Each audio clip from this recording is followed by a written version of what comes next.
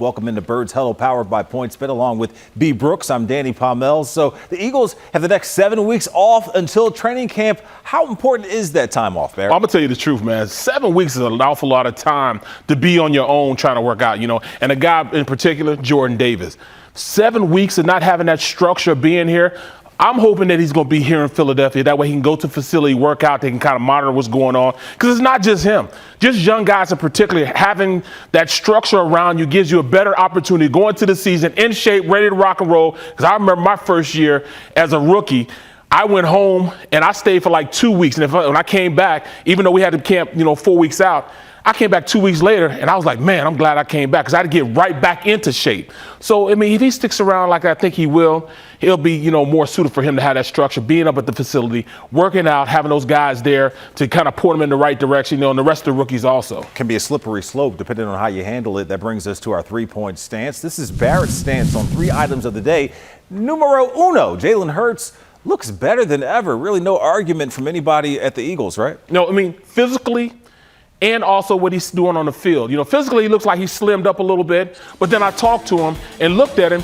Now, he's still 220. He's still got that size, but I think he's more ripped up now. His body's in a little more shape. And I asked him, man, how much you weigh? He said, man, I'm still 220. I just eat better now. And as you can see, he toned up a lot. Look at his guns. I do see some guns. So at this point, I see Jalen is going into this season ready to rock and roll. He's physically ready to play. I think mentally he's in the right place. The team's mental is in the right place because they know what he can bring to the table. And I know, if you look at Nick Sirianni, he understands that this kid has a lot to prove. He has a lot to go out there, from the standpoint of, all right, this is a prove-it year for him. Nothing wrong with a chip on your shoulder when you're in that type of leadership position. Now, Nick Sirianni, speaking of him, was asked yesterday what strides he's seen his QB make. Have a listen. Jalen is, in my opinion, is more comfortable in the offense, right? And that's just the part of the process the second year, right? He knows where the receivers are going to be versus different looks. He knows where to go with the football a little bit quicker. This is just the type of guy that's going to reach his maximum potential because of all the off-the-field qualities he has. I've also noticed, just the crispness of the drop, right? It's been, the fundamentals, his fundamentals have improved, and he's really worked hard at that. Sounded like they're coming around to him being a franchise QB, but that's just me. It sure seems like, though, coach and QB have a great relationship. How important is that, B? That's the ultimate of him being comfortable with the situation, making sure he goes out, and they run plays that'll help his skill set. Maybe run some boot protection, some waggle protection where they pull the guard out, or maybe sprint protections. Just to move the pocket around, let him use athletic talent, and most of all, run play action. With that offensive line and the way they ran the ball, play action will open up everything for that offense. All right, your second stance, less will be more for Fletcher Cox, and that less means less playing time for number 90. No question. And he came into camp. You could tell he's in shape, too.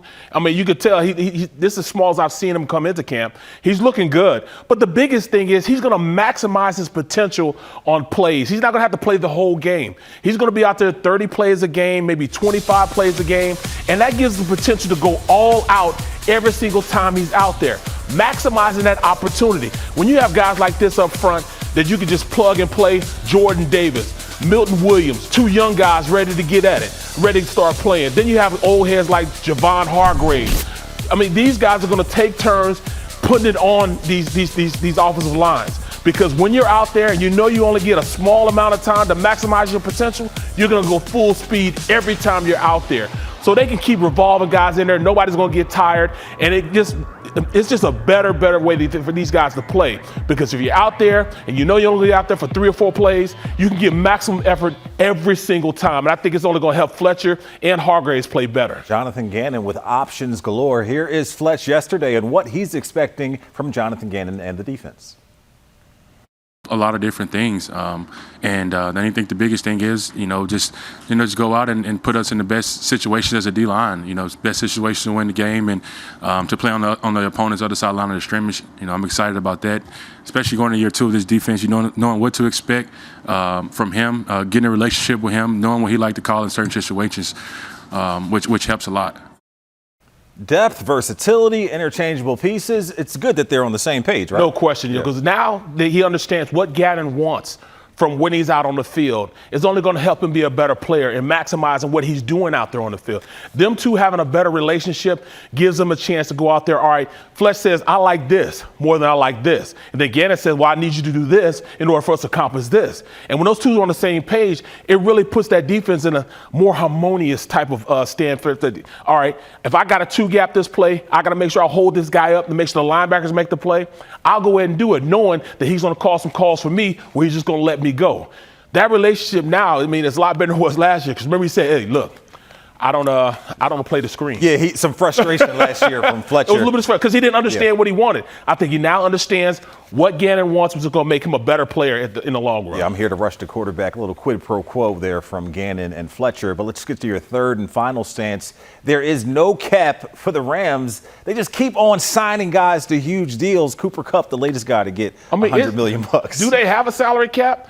They're just throwing money away. I mean, look at these contracts: 160, 110, 95 million, 50 million, 46 million, and those some really good players, some damn good players that they're paying. So these are right there. backloaded deals. Is that where they're getting away with this stuff? I mean, they got a capologist that's out of control, man. I mean, Robinson, I understand, 56 for 3.